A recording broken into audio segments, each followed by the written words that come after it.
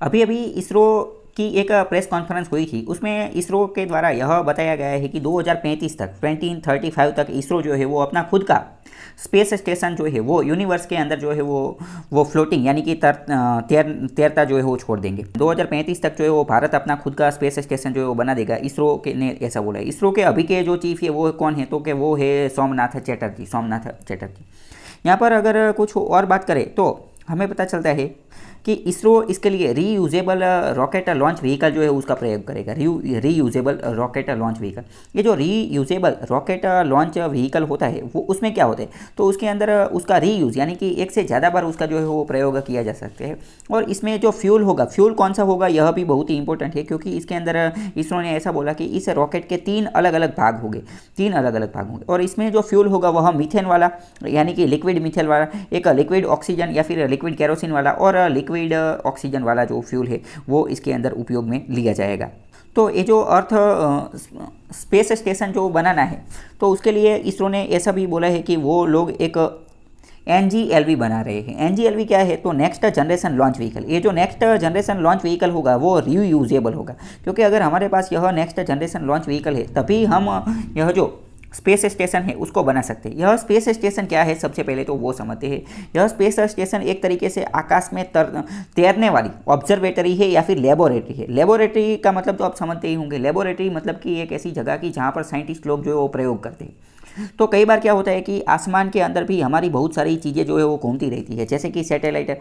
तो सैटेलाइट में कई बार मेंटेनेंस करना होता है, उसको ओवरहोल करना पड़ता है, उसको जो है वो रिपेयरिंग और वो सब करना पड़ता है, या फिर उसको अच्छी तरीके से मॉनिटरिंग सर्वेलेंस वो सब करना रहता है। तो कई बार उसकी देखरेख के लिए ऐसा स्पेस स्टेशन जो है वो बनाते हैं।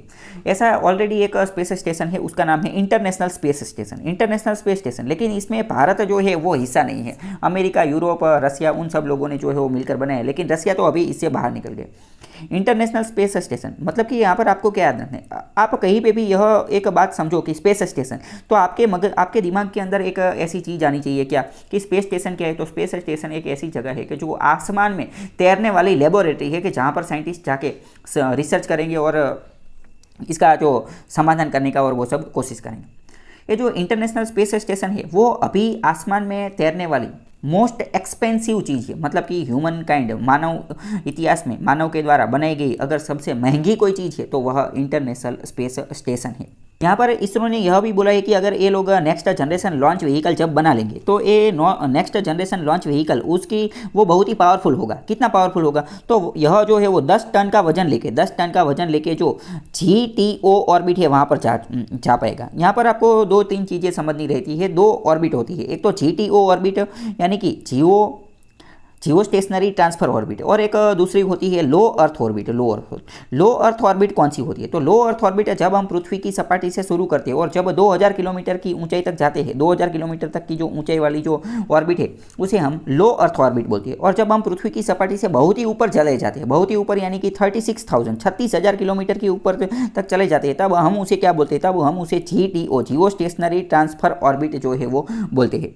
साथ में इसरो के एक साइंटिस्ट थे, उन्होंने ऐसी इन्फॉर्मेशन भी दी थी कि ये जो NGLV है नेक्स्ट जनरेशन लॉन्च व्हीकल है उससे हम डीप स्पेस मिशन जो है डीप स्पेस मिशन इसको भी बड़ी ही अच्छी तरीके से कंडक्ट कर पाएंगे। यह डीप स्पेस मिशन क्या है, डीप स्पेस मिशन उसको हम प्लैनेट एक्सप्लोरेशन या फिर जो सेलेस्टियल बॉडीज का एक्सप्लोरेशन के लिए जो है इसका प्रयोग कर सकते हैं। और दूसरा डीप स्पेस मिशन में यह भी इसके अंदर इंक्लूड होता है कि एक ग्रह से, एक प्लैनेट है उसके ऊपर से दूसरे प्लैनेट के ऊपर रिसर्च करने के लिए जाने वाली जो टेक्नोलॉजी है उसे भी हम डीप स्पेस मिशन बोलते हैं। तो यह इसरो के अभी बहुत ही बड़े बड़े प्रोजेक्ट है, बहुत ही बड़ा सपना है, बहुत ही बड़ा एम्बिशियस प्रोजेक्ट है, जिसमें उन्होंने बोला कि 2035 तक वह अपना खुद का जो है वो स्पेस स्टेशन बना देगा। और उस स्पेस स्टेशन को आसमान में लॉन्च करने के लिए हमें क्या चाहिए, तो NGLV next generation launch vehicle. Next generation launch vehicle की खासियत यह होगी कि यह रीयूजेबल यानी कि एक से ज़्यादा बार इसको जो है वो इसका प्रयोग किया जा सकेगा। और यह जो NGLV next generation launch vehicle है वो क्या होगा, तो वह यह 20 टन तक का जो सामान है वह GTO तक ले जा पाएगा।